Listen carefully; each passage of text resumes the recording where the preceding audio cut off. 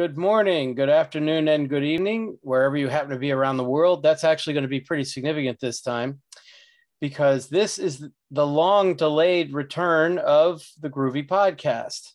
Welcome to whatever the current episode is. My name is Ken Kousen. I'm based in Marlborough, Connecticut, and I am joined today by Paul King. And you're at Thursday, I believe, and I'm at Friday morning. So I'm from just outside Brisbane in Australia. So in the other half of the hemisphere. And so where everything's reversed, our water spins the other way around, and we're just heading into our summer. And it's morning here, and you're just about to head off to bed in a few hours, I imagine. So. It is quite reassuring to know that the world will still be here tomorrow morning, that nothing tragic is in the offing. So I appreciate that. Thank you. So far, so good. Yep. I'll keep you informed if anything bad happens the rest of the day. They do say you don't really know what jet lag is like until you cross the international date line. And you do that every time you travel. Have you been traveling at all, by the way? How's that going in your situation? No travel at all for almost 2 years. So yeah. In Australia, I've done a tiny bit, but international, we're only just reopened to, except for people that have got special permission or whatever. So tennis players and cricket players and other sporting folks and movie stars and whatever, they've all been able to come in and out. But us ordinary folk, we've only just opened to international visitors in the last week, and it's so well. You're quite the world traveler. I know you go not just for business. You and your wife seem to go all sorts of interesting places on vacation as well. Yeah, well, cruising is going to be interesting when they, I guess when they open that all back up, it'll be slightly different to what we're used to, but we'll see what happens. In the wildly unlikely event that any of the listeners don't know who Paul King is, I mean, okay, well, this is your big opportunity to find out, I suppose. Paul has been basically the co-leader or the de facto leader of the Groovy framework for several years now. He was the co-lead author on the second edition of Groovy in Action, right? Correct. And have done any other books, or that's the big one, right? Yeah, so did the Hopple paper, the history of Groovy programming language paper recently. Right. That's probably the latest publication. I downloaded it and I still haven't read through the whole thing. I mean, it's not small. It's going to take a little bit of digging, but yes, you did that. That was wonderful. And of course, you were one of the people behind the whole move of Groovy to the Apache Software Foundation as well, right? Yeah. I can't say that I was actually the main instigator in that, but I was definitely tagging along and giving my input. So I think Cedric did quite a lot to make that move happen. And Guillaume, of course, was heavily involved. And, Cedric Champeau and Guillaume Laforge, just again, identifying people. Yeah, but I'd had a sort of a previous history with Apache, so I was very comfortable with that option. We were weighing up different options, and that was certainly an option that I was very comfortable with, and it served us well as far as I can tell. Now, if I understand correctly, you're still basically a one-person company, but you have, I guess, I would call it a friend of the family relationship, maybe with OCI, or how would you describe it? Oh no, I work 50% of my time for OCI, so okay, they've got me doing groovy stuff, and I do more hours than what they give me for. So I guess you could say that it's sort of co-sponsored by my one-person company or whatever, but I don't really do anything else with that company these days. So it's not really an entity that does much else than keeps my accountant fed with a little bit of extra money throughout the years, I guess. The fallback stuff, yeah. And what is your actual position with the ASF? I mean, are you the representative for Groovy, or how does it work for that? So I'm VP Apache Groovy, I guess what you call it, or chairperson of the Groovy PMC, whichever way you want to look at it. And have you taken over as the head of the Groovy project as well, or is I mean, Guillaume is still around, but he's been working for Google now for a while. Yeah. So Guillaume's still involved. He doesn't get as much time these days to contribute. So the way the Apache Software Foundation works is they have a board, which is it's very much a hands-off oversight role, and then they have 200 odd projects. Each project has a project management committee, a PMC, and Guillaume, myself, a bunch of other people, all on the PMC. And so when a new release comes out, it's the PMC that officially endorse it. They vote on it, and they officially endorse it as an Apache offering. And well, go ahead. I was just going to say, Guillaume was the PMC chair and for up until a couple of years back, and then I swapped over. It's often a role that you rotate through anyway. So it doesn't really offer any more prestige than anyone else on the PMC. That I don't get double votes or anything. I just have to fill out board reports. So I've got more administrative overheads. Yeah, my condolences. Yeah. And if we ever have big disputes, then I'm usually have to be the one that would go and try to get everyone to get on a common page. But we don't. We're a friendly community. We don't have that sort of issue. But that's kind of what a chair might do, would be to try to get everyone on the same page if it looks like there's any sort of divergence or whatever it might be. But that's not us. So. Well, I know that we're going to be talking a lot about Groovy 4 and the upcoming release and the schedule and everything like that. But why don't we take care of some of the other topics that we put together in the release notes before we do that? So the big release otherwise, of course, that we're hoping to have a Groovy podcast about relatively soon would be Grails 5. So that the Grails actually released version 5.0.0. And while there are some improvements and everything, the real difference in Grails 5, from my sense, was the upgrade of the underlying technologies, the much later versions of Spring and Spring Boot and Hibernate and all those others. And Groovy, yep.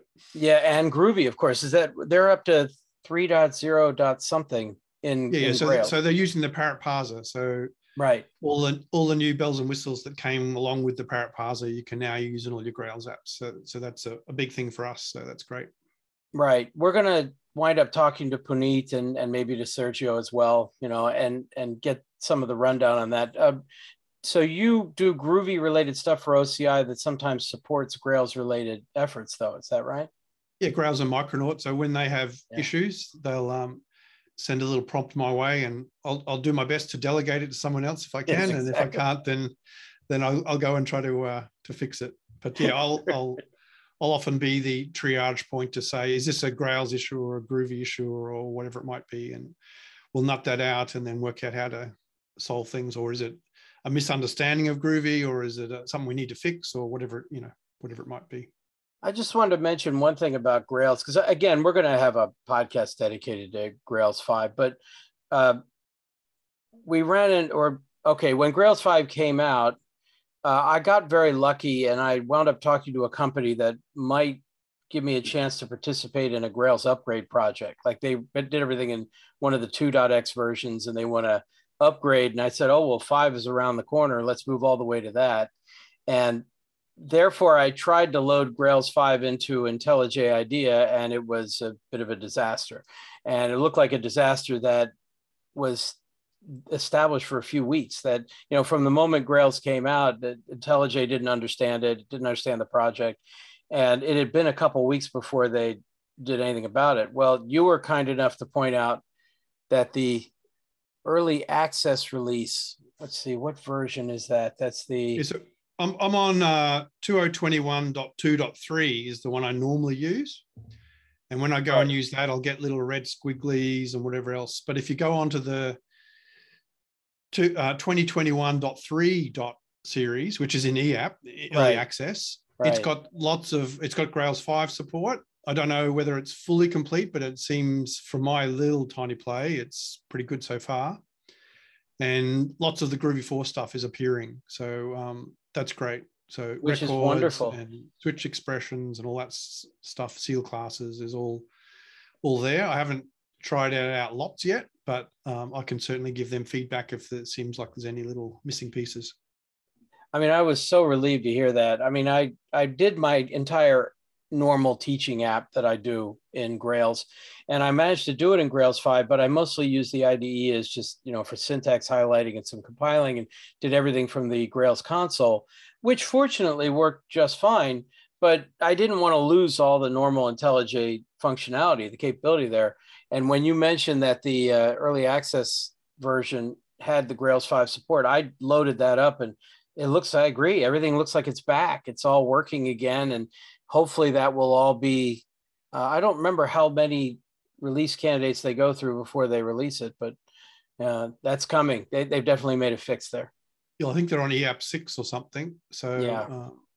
And they're up to 2.3 on the previous one. So that number doesn't tend to go too high. So it could be not far away. And it is a 2021 version number at the moment. Right. So that might change, but so they've got 2 months, Now so, oh, go ahead. Yeah, well, if it's they've got it as 2021.3, right?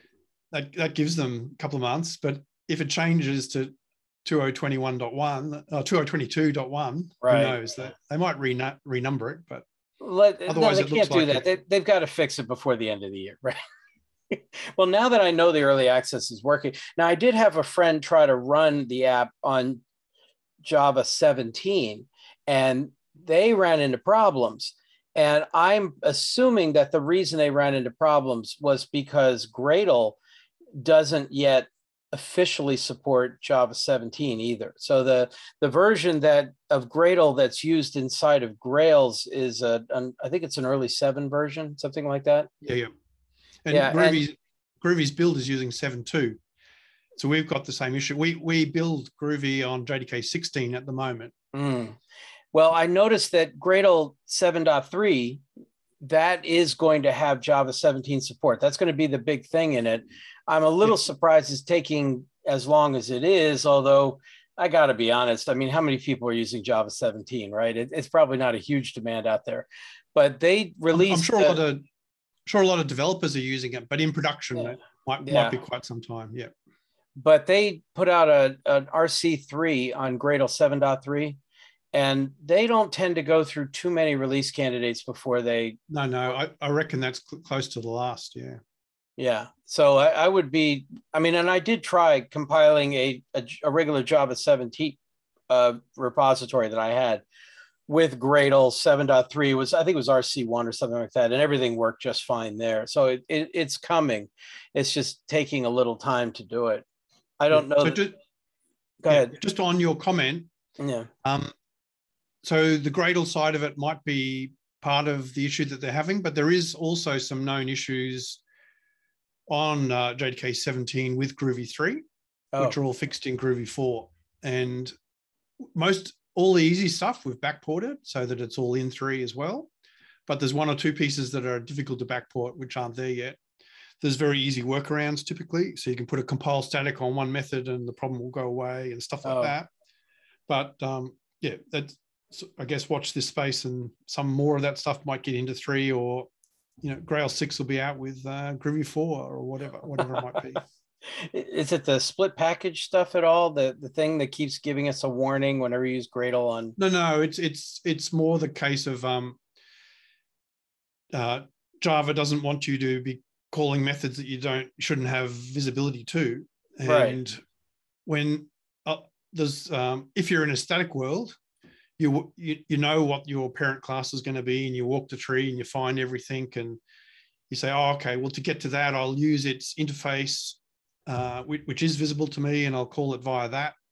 But when you're in a dynamic world, all of their security restrictions are different, so you don't see all that sort of stuff. And so even though they're making improvements for security, a lot of the decisions they've made aren't really aligned with what a dynamic language would like. So we've done little tricks to make stuff work. And some of that is we're not necessarily sure we want to import some of those tricks back to Groovy 3 and sort of taint that with our new tricks to make everything work. So we want Groovy 3 is a stable version of Groovy, so we don't want to muck around with it too much, sort of thing. Well, and those warnings that you got at the command line every time you use Gradle, that the illegal access, which they kept threatening that in each version of Java they were going to make those warnings into errors. And I think in 16, didn't they finally do it, or is it 17? But one of those.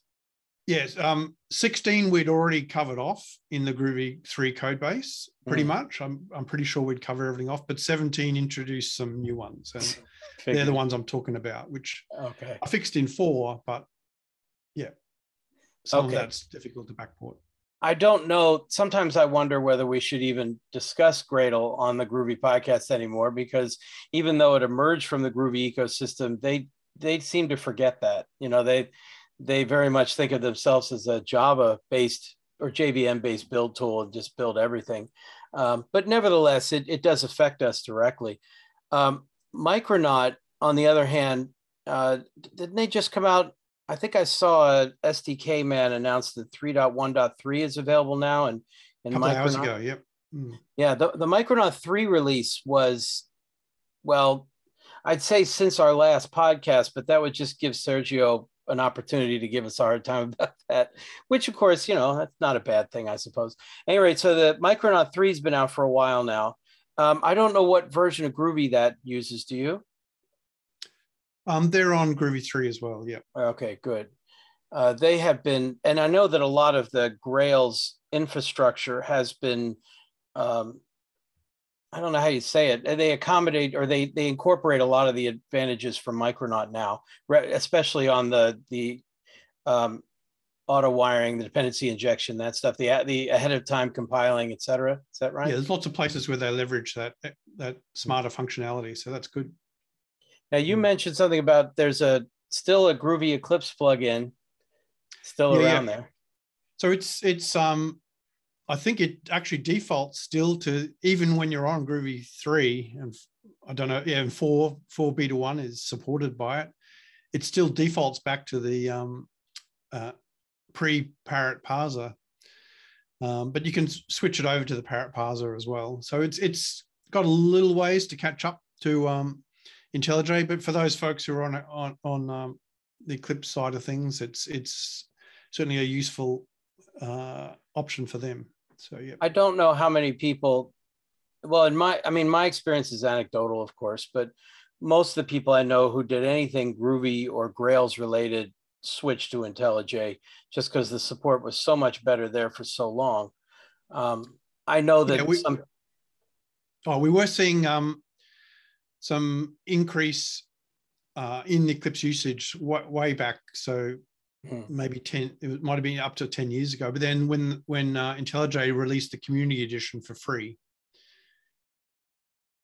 which was quite some while ago now, that's when we thought, okay, a lot of people just sort of said, okay, Eclipse was free and I used to have to pay a license for IntelliJ. Right. But now there's this community edition. I'm jumping over to the IntelliJ world. So, and as I recall, Groovy support worked in the community edition, but you needed the commercial version for Grails support, I believe. But that's partly because you needed the ultimate edition for Spring support too. And Grails is, I don't know if that's related or not. Yeah, but prior to the community edition being there, you needed a license for anything. Right. So it was at that time when the last sort of folk that were holding off in the Eclipse world, sort of a lot of them jumped ship. And so, speaking of the IDE story, one of the things I've found somewhat interesting to watch has been the rise of VSCode. And I think that's mostly coming from the front end people. But now that GitHub, of course, a division of Microsoft, that's still such a weird thing to say.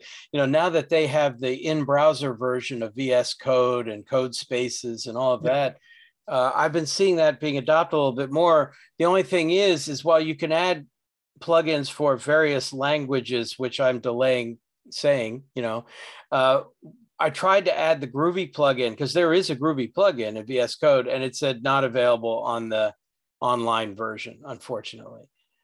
Okay, so I've used that some time ago, but wasn't the online version. So Yeah, I've used it for years off and on, and locally it's fine. There's a Groovy plugin. I think it's called language-Groovy, and there's a language-Gradle one I use for syntax highlighting or whatever. But yep.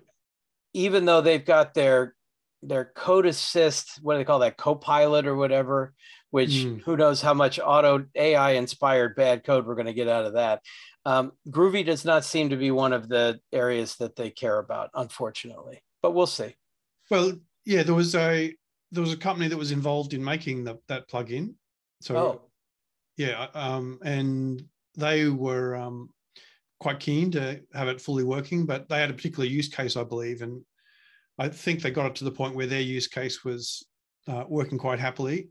And I haven't seen a lot since then, but I should chase that up because certainly would be good to get all of that working well in parallel to all the great IntelliJ and Eclipse when it gets to the level it would be really nice in Groovy 4. That would be good to have the VSCode stuff as well. Well, definitely. And it also, when somebody tries something for the first time and they go into their favorite editor and then try it and find out it's not supported, or not working there, that's a real barrier to entry for anybody new to the field. I mean, the veteran people will know somebody to find a workaround or whatever.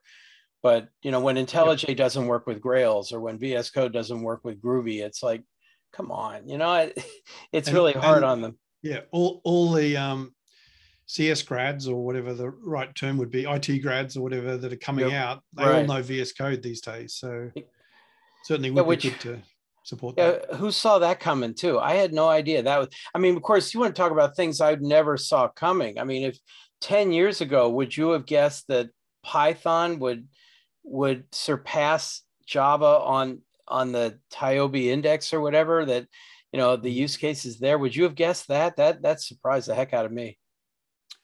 It is surprising, but it's sort of, it kind of shows that IT is seeping into a broader user base as much as, all core developers have switched over. So IT is spreading to cover the sort of data science and AI and all those different areas. And a lot of the folks that are potentially attracted to that area or working in that area aren't necessarily sort of hardcore developers. So in some sense, in hindsight, we can say, oh, it's not too surprising. Although, if we'd been wagering a bet on it 10 years ago, I wouldn't have been putting very much dollars on that. But I remember when there was a JavaScript library of the month, and who knew that it was going to be first jQuery that beat all of them, and then they were all going to get replaced by JavaScript MVC frameworks. And like, wow, it's just, you never make a prediction in this industry longer than 2 years, right?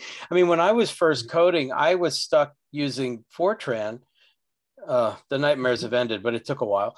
But the reason for that is that's where the libraries were. That's where the numerical analysis libraries lived. And I can only believe that the reason Python has taken over, of course, is because for, as you say, data science and AI and machine learning, Google published TensorFlow in Python. A lot of the libraries for doing statistics and machine learning type applications have been ported to Python now. You actually did a whole talk, however, at ApacheCon on what was it called again? The data Groovy for data science, something like that. It actually wasn't ApacheCon, but yeah, I've given that talk at various.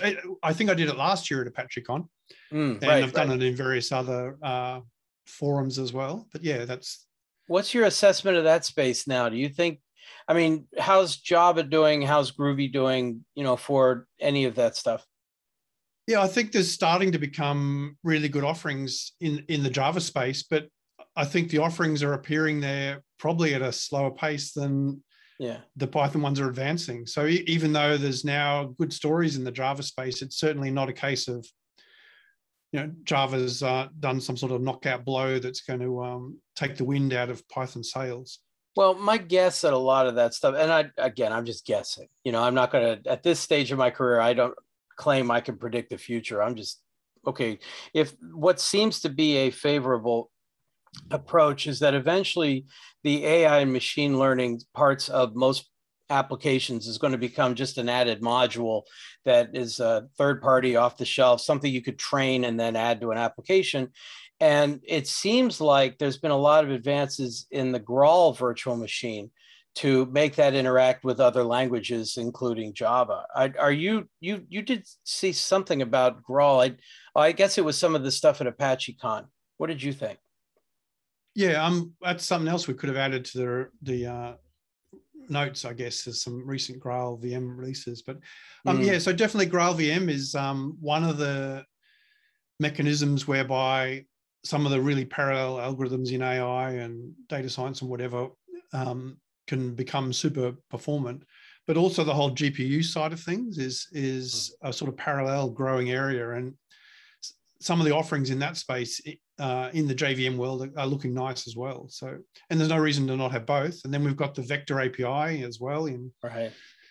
The Vector API in Java. What are they doing with that? I saw something at JSR about it for 18, but I didn't know what it meant.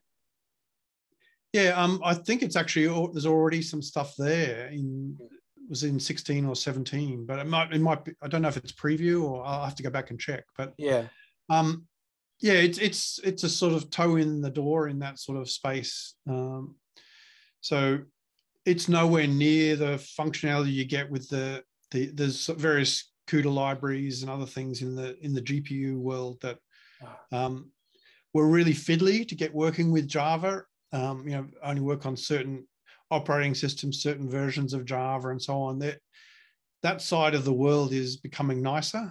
Not all the licensing is the way I'd like to see it yet, in terms of there's some restrictive licensing on some of that stuff. But that's just I think a learning curve of people new to the Java world that are trying to bring old habits with them, and some of that might change. Speaking of the Java world, have you been watching anything coming out of Project Loom yet? Have you been aware of all that? Yeah. So I can't say I've done as much as I would have liked to have done, but I've started playing with that, and with a view to porting across Jeepers to use that sort of functionality. So we'll have a new version of Jeepers at some point when I get more free cycles, and I'll probably just pick off vertical slices of GPARs and maybe even make them optional modules in Groovy Core.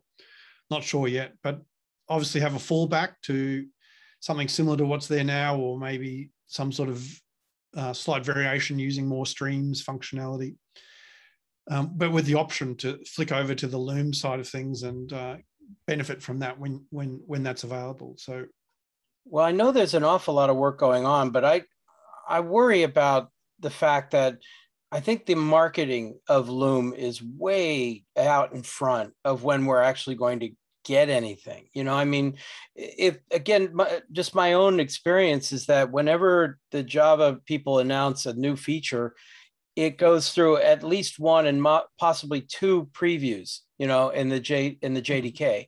I mean, even enhanced switch statements and records and pattern matching went through two early access versions, two preview versions before it went to a final version. And in 17, there was nothing from Loom at all. And that means that the first early access, if there is one, will be 18, and the second one would be 19. And therefore, we're not likely to get anything definitive in Loom until at least 20 and maybe 21, especially because they're going to the 2-year long-term support release schedule. So that there's a good, I mean, you hear about Loom all over whenever you hear about coroutines or other things like that. Oh yeah, Loom's going to change all that. That's at least 2 years away. Am I wrong in all that? What do you think? I think you're perfectly accurate, but in some sense, I don't mind that Java's sort of doing the very conservative thing, because it then becomes this rock solid foundation that we can all build upon. So I don't mind at all that they're taking their time to get things right. And little languages like Groovy sort of sit off on the edge. We can do a little bit of innovation, and if we get a good idea, it's often incorporated into Java or whatever. But it means you can mix and match between, Groovy, Java, all the other alternative languages.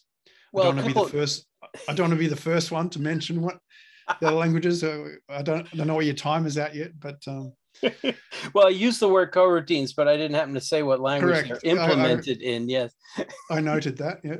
But There's I mean, coroutines in other languages as well. yeah. But Well, it's an old technology, right? You know, it's been. Yeah, but if you look at what's sort of happened in the Intel world recently with Spectre and all that sort of stuff, once you get super advanced predictive pipelines and things happening in parallel and all the rest, you open up the door for potential people to come and work out how to subvert that or sniff data that in a pipeline that they're not supposed to see, or do a denial of service attack at the sort of microscopic level in the machine. So once you're moving into that territory, there's lots of really interesting things that are happening. And so it is territory you want to move slowly in. So, well, I don't mind that they're working slowly on it. That's not a problem. What I sometimes feel uncomfortable about is they make some people related to the team seem to make very bold statements about how it's going to change everything, and it makes it sound like it's imminent, when in reality, we've got plenty of time. And that's a good thing. As you say, they should take their time for all that. But I mean, I wonder how much of making it sound imminent is, you know, trying to undercut some of the enthusiasm for reactive approaches or coroutines or other things like that, which they're going to revolutionize. It's every talk will have some element of marketing and some element of non-marketing, and we've got to try to peel that back and decide which bits we want to take on board. So that's fine. The other thing I got to mention, though, is I'm glad you mentioned Jeepers, you know, the Groovy Parallel Systems library, which I always admired as it was the ultimate groovy kind of thing, in that it borrowed libraries from a huge range of sources. It said, oh yeah, we can do actors, we can do concurrent sequential processing, we can do whatever the different pieces were, and just put it all under one heading. The data flow and the parallel arrays and all right. And of course, that also, it also makes me think, you know, with some sense of fondness, but loss of our friend Russell. Russell, was it? I don't even know if I ever got it right. Was it Winder or Winder? I always read it. Winder, I believe. Yeah. It was Winder. Okay. And I mean, I knew him online. You know, I think I may have met him once at a great conf or something like that. But he made so many contributions to that area, you know, and he was very heavily involved in the Jeepers project. So are you running that now? Is that the idea, such as it is? No, I've got no. I'm involved in the project, but other people are still technically as involved as I am. So I'm not by any means sort of designated as sort of lead tech person or anything like that. Well, I'm glad it's still it's not forgotten. You know, I'm glad that's still around. It's still ahead of its time it's still for lots of those things. It's still a very, very useful technology and as good as a lot of the other options. So I always felt it was criminally under marketed. You know what I mean? It was, people didn't realize they had this thing, which was, as you say, so far ahead of its time, ahead of the field. And it just never really got the press. Oh, well, let's take care quickly of the non-Groovy 4 related things so that we could then spend the rest of our time on Groovy 4. One thing I have to point out, our good friend, Mr. Hockey, you know, Hubert Klein-Icking, has updated his Groovy Goodness notebook, which he always published on LeanPub. So we've got a link to that. And he's the definitive answer for any question of how do I do this, or how do I do X, or how do I do Y? I mean, if it was a recipes book, it would be 1,000 pages long. You know, it was just everything on how to do anything in a range of technologies, one of which was Groovy. Let's see, what was another one? There was just a couple of other releases, the Gmaven Plus plugin and the Spock 2 as well. It's worth mentioning those. So that the Gmaven one, I haven't tried that because I'm not much of a Maven user. Have you had a chance to play with it at all? I've got a couple of projects that compile up under Maven, so it's used in that. I haven't actually maybe updated the version, but I know that I can when I get around to it. So that's good. Now Spock 2 actually came out back in May, and believe it or not, we've had a Groovy podcast since then. So we mentioned it, but I thought it was worth mentioning again because it was such a big deal. And of course, now they are based on or work with JUnit 5, which is a huge improvement over JUnit 4. So that's a good thing. And I've used it in a couple of projects now, but I haven't, I mean, I don't think there was anything new in there that I hadn't seen before. You know, nothing, no radical changes. If you already know Spock 1, you know pretty much the basics of Spock 2 as well. Yeah, they automatically unroll and a few other little things, but which I still am not used to. I keep putting the annotation in there, forgetting I don't need it anymore. What was the other thing you mentioned? It was mostly a move getting over to the new version of Groovy and getting over to JUnit 5. Right. So a lot of the little tricks that they used to do to make it work on JUnit 4 are sort of built into JUnit 5. So right. Just moving sideways, getting that across, and it's now in a good position where they can start to put new features in if they want. So, I mean, I always like JUnit 5's parameterized tests. Whenever I teach a class on JUnit 5, I point that out and I try to resist the urge to go, but if you really want to see it done right, here's Spock's, you know, data table and all of that. But oh well, I mean, they've closed the gap considerably. It's just still Spock is better. You know, do you use the mocking framework inside of Spock at all? Sometimes, yeah. I use a mixture of things. So I had to do that in a Grails project to mock a service or the behavior of a service inside of a controller test or something like that.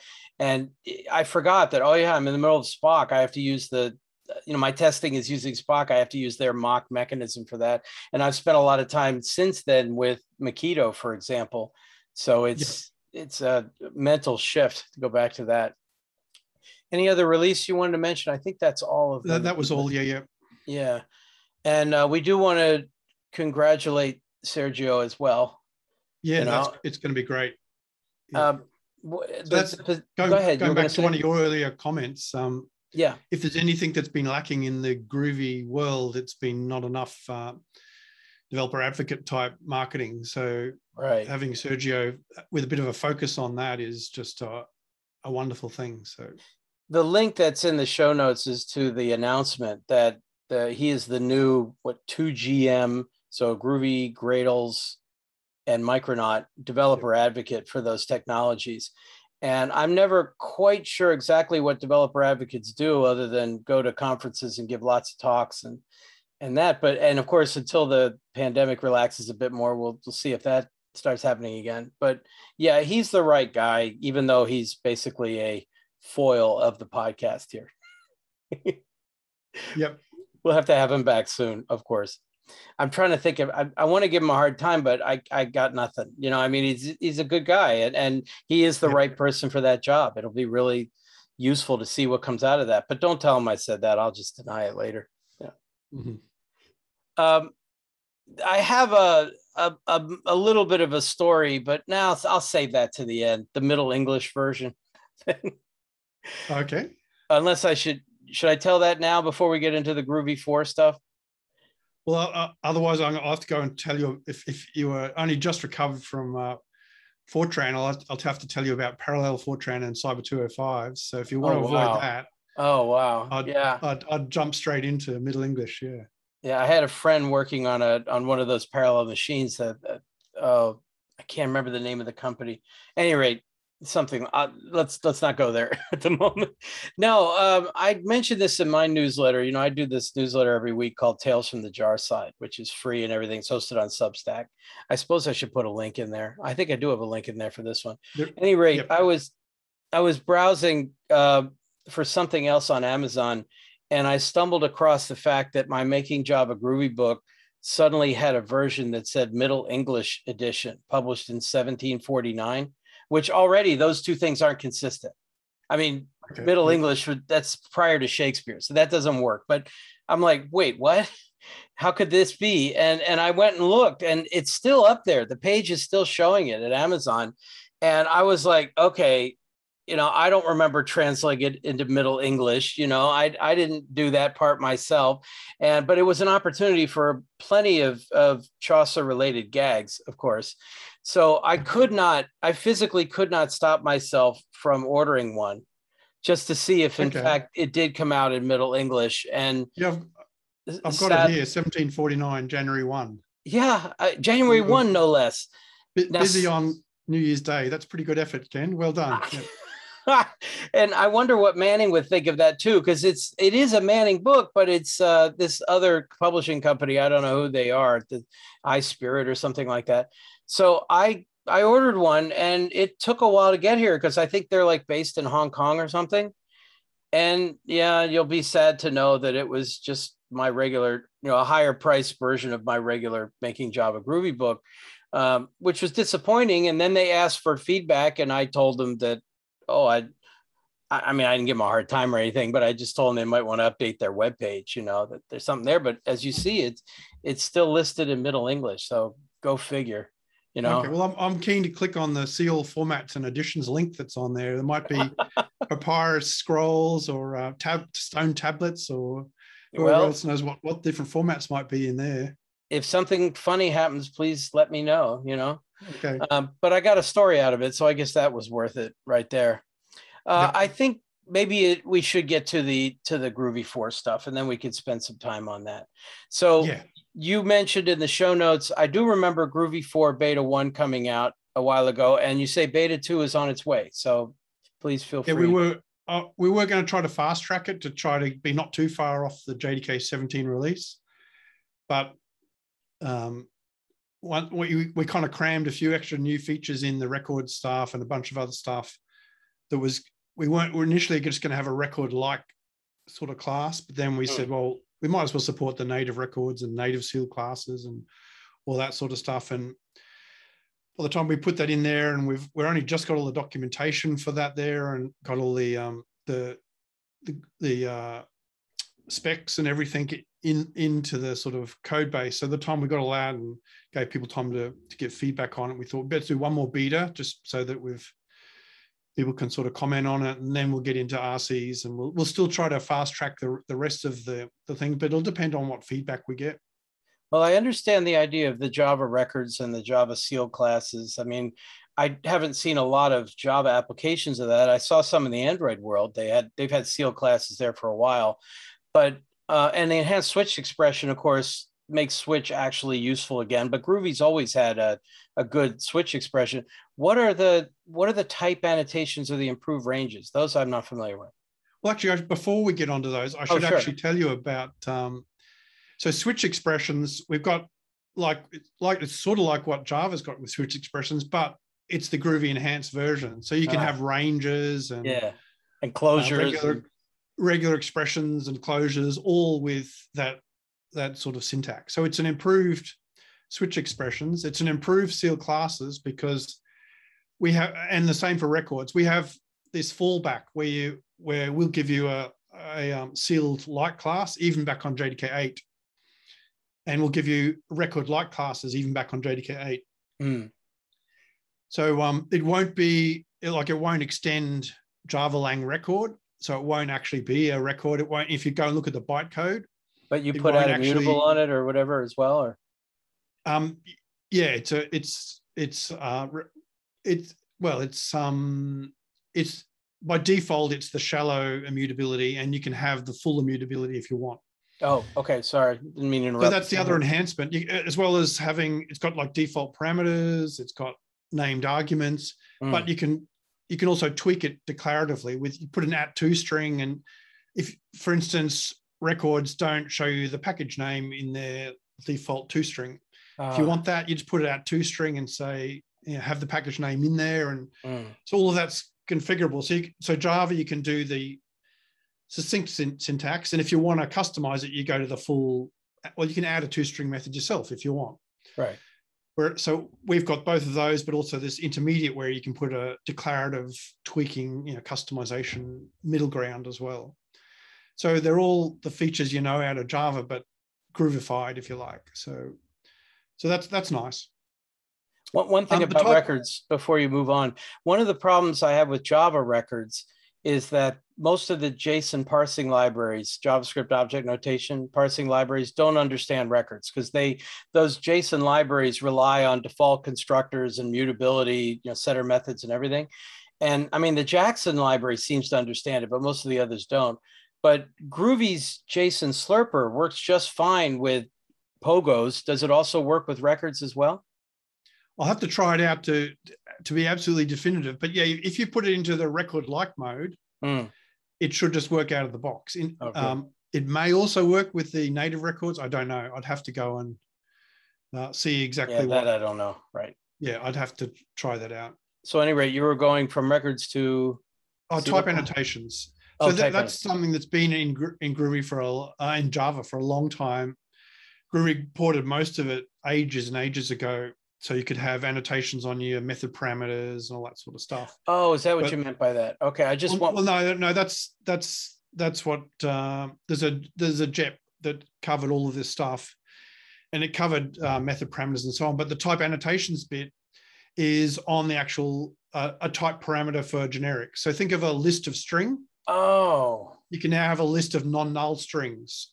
So in the past, Groovy let you put that in, but Groovy like throws away type information when it's in its dynamic mode, right? Right. So it allowed you to put it in, but just threw it away, and it never wrote it into the bytecode. Right.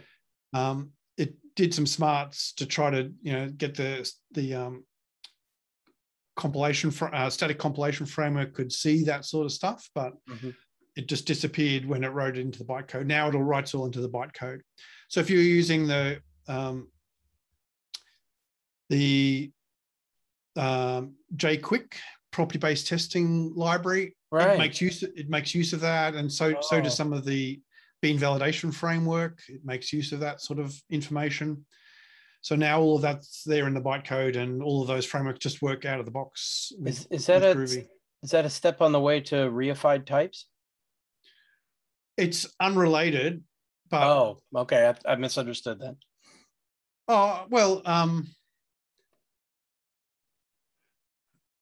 It's matching what Java does already, and Java doesn't quite have reified types. We could take it a step further and head in that direction, but we may not do that before Java does that. I'm not sure. If we jump in the wrong direction, then we've got to again support two different flavors of it. So we'll see. We'll see. It's an area that we want to explore. So yeah. So the typed annotations is just so that you could add annotations to generics. Yeah. Yep. Okay, that makes sense. You could do that before, but it got thrown away. Now you can do it, and it's stored in the bytecode. Okay. And what did they improve about ranges? So Groovy's always had this idea of an inclusive and exclusive ranges. So you could have 0 up to 5, or up to but not including 5. So 0.5 or 0.5 less than 5. Right. And that would take, if you're stepping in ones, it would take up to 4. Right. But now you can do 0 less than ... less than 5, and that'll be on the left side not including 0 but stepping after that, and on the right hand side not including 5. And so you can have left inclusive, right inclusive, very good, fully inclusive, as well as exclusive. So you've got all the different options there, which is, it's most people aren't going to use it very often, but there's times when it just, instead of having the +1 or -1 on one side, you can just put the little less than sign, and it's a very Groovy thing to do. Groovy does that. They say, well, here's what Java has, and we'll just make it better and easier. And Java doesn't have that exact same concept, but yes, right. Other languages do. So why not support it? Yes, some other languages, exactly right. Have that in there, Python, like Python, right. Now, you mentioned the library improvements. Now, we'll have to talk about Link and Juke, I suppose, but I have to ask you, the thing I don't see on the list at the moment, every time there's a new version of Groovy, I always go to see what are the new AST transforms that they added to the library, because there's always some really cool stuff that's been added. Yeah. So I think there's about 12 or something, but that's lying a little bit, because almost half of that is G contracts. So we've brought the G contracts project that was an external project, and it wasn't seeing as much love as it possibly should have been seeing in its over by itself. We basically have merged that in as an optional module. So you don't get it if you don't want it, but if you want design by contract, you bring in that Groovy contracts module, and you get all that preconditions, post-conditions, class invariants. Right. I mean, whenever I teach the J Unit 5 stuff, I point out that they have an assumptions class now for precondition checking. And then I have to go through that whole discussion of, exceptions aren't supposed to be precondition checks, that kind of thing. And they're actually bringing G contracts right into the language. You have everything then, right? As you say, the pre and the post conditions and the invariants as well, and everything. Yep. And so that's really great. And what it means now is whenever we make changes, so what was happening was we'd be tweaking stuff internally in Groovy and say, oh, this shouldn't affect anybody. And we'd go and check Grails. Yep, we're all good there. We'd go and check Micronaut. Yep, we're good there. And then we'd see that G, 3 or 4 months later, we'd see, G contracts broke. And we didn't know. And if we'd known how it was going to break, we would have done our implementation slightly differently, but it's kind of too late now to sort of fix all that up. Plus, it's been 3 or 4 months. So what was the change again that caused all of this? Right. So by having it just sitting there as a module, more people are going to see it because they don't have to go off and find this third-party library. And every time we make a commit into Groovy, all the tests get checked, and we won't have that sort of issue again. So that's nice. You're using the contracts inside the Groovy code base? Not a lot outside that its own module at the moment. Okay. Yeah, I figured.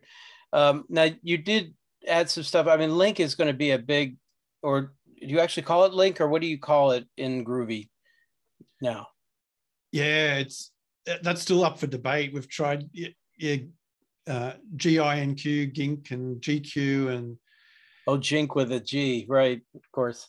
Yeah, and there's various folks have said that if you twist that a little bit, it can start to sound like some racist slurs and all sorts of things. And so we're still looking for the absolute best way to talk about it as a sort of abbreviation. But the important to get that right, or nobody. Yeah, the Groovy integrated query is the long version, and we'll probably keep referring it like that for a little while until we sort out the right thing to call it or whatever. But it's basically what is it? It's a DSL for. Yeah, so if you think of querying a database, you use SQL. So it's a language that's very, very good and succinct at writing queries and whatnot to a relational data store. And if you think of a lot of programming, we have these aggregates and stores of data that might be a collection, it might be XML, it might be JSON, whatever it might be. It's an aggregate of records with named components and whatever else. Okay. So wouldn't it be nice to have a way to interact with that's closer to English language, but sort of the SQL flavor rather than API flavor of interacting with that aggregate data store? And so that's what the Groovy integrated query provides. It's a little DSL to. I'd only seen it with relational databases. I hadn't seen it with other collections like JSON data. In fact, we don't support the databases yet. We support everything else. So we still got Groovy SQL. So yeah, that's right. So, but anyway, we will support Groovy SQL. It's just there's some tricky bits to supporting that, and we're still working our way through that. But for the moment, all of your, all the places where you'd use Groovy's the filtering, streams in Java, or map filter reduce in prior to streams in Groovy, any places where you'd use that API style. So .find all, .collect, .whatever, .map, .collect, all the different things where you'd be basically using the map reduce paradigm. They can become queries where you say, find this, sort this, select this, whatever. I see. So anywhere where you'd use anywhere we're using streams, you can have a nice SQL looking notation to do the same thing. Wow, that's really A different paradigm. I mean, I had not thought of streams in that context. Yeah, so that's what, if you go and look at language integrated query in C# and F#, yeah, that's the kind of area. Now, having said that, a lot of folks still go back to the API and just use it that way, but at least it gives you more options. And given that we saw Python's at the top, and Groovy is sort of the Python flavored language on the JVM sort of thing. And we've got all these data scientists who are in that space, and they know SQL, and they're looking for friendly ways to do their coding. Then here we're offering them a friendly way to do their coding where they don't necessarily need to know all of the type system and everything that's behind the APIs and having to dive into that and learn. Let's give them a simple way. And some folks will love that. Other folks will say, no, give me the API. That's what I'm familiar with. And there's no right or wrong way there. We're just giving people things that they're going to be comfortable with. And that's been the experience in other languages and other ecosystems outside JVM. So we'll see what happens. We don't know how popular it's going to be, but for some folks, we think it's going to be something they're going to really like. So let's see what happens. To give a little bit of credit, I think Daniel, is it Sun? Is that how you pronounce it? Or is it Soon? Yep. Well, he's got a Chinese name as well, I believe, which might be different, but Daniel Sun is how we... okay. I mean, he's been heavily involved in that for quite some time, right? Yeah. He was really big on the Parrot Parser, really big on the Groovy integrated query, and a whole bunch of other stuff. And some performance stuff recently as well. There's more performance tweaking options. So that's one of the things that Groovy 4 and even Groovy 3, there's some use cases where the performance isn't as good as we'd like. And so that's another area that we're trying to work on as well. Still got more to do. We've done some useful stuff, but more to do. So Daniel's been involved with that, and Eric's been really gung-ho on a lot of the static typing side of things. Given that he's heavily involved in the Eclipse plugin, it kind of makes sense that Eric... I'm not sure.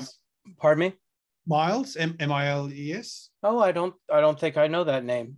I must not have met so him. he's not super visible on the sort of social media side of things, but certainly in all our mailing lists, and go look at the commit history recently.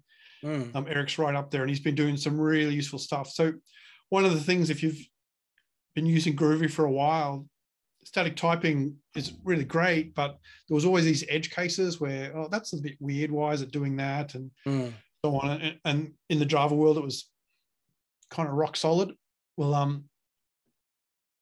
for IDEs, so Eclipse in particular, it needs that rock solid foundation to be able to give you all the IDE warnings and all that sort of stuff that he needs to do. Well, I'm so he's been getting in and doing some really magic work on the static compiler as well. So that's been really good. Well, I'm glad we got a chance to give him a shout out.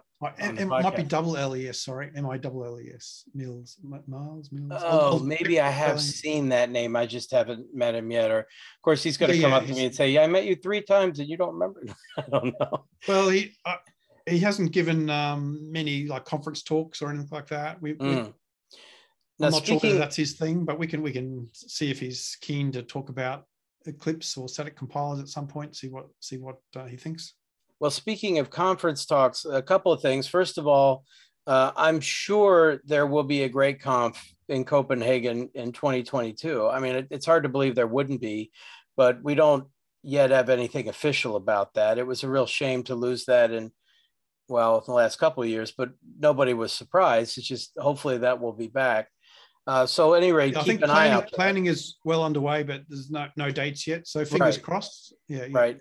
And so we really are all our best to Soren and his cohorts working on that. But the other thing about the conference is you put together that Groovy track at ApacheCon, and the ones listed in the show notes were all the presentations that I know were part of that track that got tweeted. Did we cover everything? Did we get all the talks in there? I think that's pretty much it. We decided that rather than go for quantity, we'd go for quality. That's why you're obviously in there. Okay. So Very kind of you. But no, we did have a few more proposals, but we were either going to be trying to squeeze it really hard to get into one day, or it would be spread over multiple days. And we just sort of thought, oh, we'll just pick the sort of what we thought was a really good coverage and go with that. And I think it worked well. A lot of those online conferences are doing that. They're focusing on a single day or sometimes 2 days, but really they're aiming for the virtual stuff. That just people don't want to be online constantly, even though we are all day anyway, but still you don't want everybody to be like that, required like that all day long. But anyway, we do have links to all those presentations in the show notes, the YouTube videos, and a couple of people included the slides. I didn't say anything about my slides, but my slides are in the associated GitHub repository. So, which is part of the presentation. I guess I should put I can add my, oh, you've got my slides already added. Yeah, I saw yours there, but I always enjoy your slides, sometimes more than the talks. I mean, nothing personal, but you tend to cram a lot of information into a short period of time. Yeah, if you go and there's various folk who are great speakers, and some of them have even put out guides for doing presentations, and I know all the guides, and my slides would be the exact opposite of what they would say. So these days it's, one word on a slide and it's flicks over every 15 seconds or whatever. Yeah. I've got 1,000 words on my slide, but they're really useful. No, they're I'm great. writing the slides for me because I'm doing lots of different talks, and when sometimes I've not done this talk for a few months, and then I'm going and doing one talk and I just get finished, and then 10 minutes later I've got to start the next talk, and I've rehearsed it a little bit in my mind beforehand, but the neurons aren't as fast these days as they were perhaps 20 years ago or something. So yeah, I get that. I write the slides for me, and as I'm skimming through them, I'm seeing all that stuff there. I may not mention everything that's on there as part of the spiel, but it's just reminding me of the background for putting my mind in the right position of where I want to be when I'm giving the slide. So anyway. Well, your slides historically were a major force in how I learned Groovy, really. I mean, because I would, in fact, while I was writing that Making Java Groovy book, I would repeatedly have the experience of doing all this research on a particular topic and then finding an old presentation you'd done a couple years earlier where you went into everything and more. And it's like, oh, great, now I got to rewrite all this. But no, they've always been extremely valuable to me. So I really don't want you to change any of that. Maybe I think the way you do or something, which just makes it compatible. But they're really, whenever you do a presentation, I'm always like, well, if I can get there, great, but I definitely want the slides. It's really useful for me. So anyway, we do have the link to yours in there, and a Spock one, and I'm sure there's some others as well. It's nice to see Guillaume doing something Groovy related again, despite all his work at Google, Yeah, I'd love to see the new Groovy console actually up and running in a state which is ready for mainstream use. That would be great. I think that's everything. Was there anything else about Groovy 4 you wanted to? Oh, I guess I should give you a little bit of put you a little bit on the spot. And can you give a rough idea, like how many release candidates do you expect to go through? Are you aiming for the end of the year? Are you aiming for the new year? For people who are watching this after the fact, it is the end of October. They just announced that Facebook is now Meta or whatever. But at any rate, yeah. So what's your overall plan? I'm still targeting the end of the year, but yeah, we're probably a little bit behind where we would have liked to be in right now in terms of we would have loved to have an RC out already. But it'll just basically depend on the feedback. So we've actually spent more time getting what we think is right in what release we're about to do, and then we'll do an RC not long after that. And if we don't get a lot of feedback saying, oh, this is wrong, why isn't this working, whatever, then end of the year is still definitely on the cards. But if we get a lot of feedback saying, oh, my performance has dropped, this part's not working, this whatever, then we'll do it more RCs, and then it's likely to be early next year. So we'll see what happens. Which is actually... it sounds to me like the gap between Groovy 3 and Groovy 4 was a lot less than it was between 2 and 3. Yeah. So Groovy 3 was designed better able to support the extensibility to Groovy 4 then. Yeah, and I think we've done a bit of consolidation in Groovy 4. So there's the old parsers removed, and right. classic bytecode is removed for all intents and purposes. Some of it's there still hidden, but that's another story. Yeah, well, so it's actually setting us up to be in a better position to do Groovy 5 even faster. So wow. Yeah, so not at the moment, I don't think when it'll we get ever a bug, be. Oh, sorry. Go ahead. At the moment, when we get a bug, we've got to say, oh, is this a bug in the old parser and the new parser, or is this just in one of them? Is it in the classic bytecode as well as the indie bytecode? Oh, we better go check. And so it's like this four-way grid for every bug that comes, well, not every bug, but any bug that sort of overlaps with that part of the domain of the language. Whereas Groovy 4, it's just there's one place to go to look for that bug.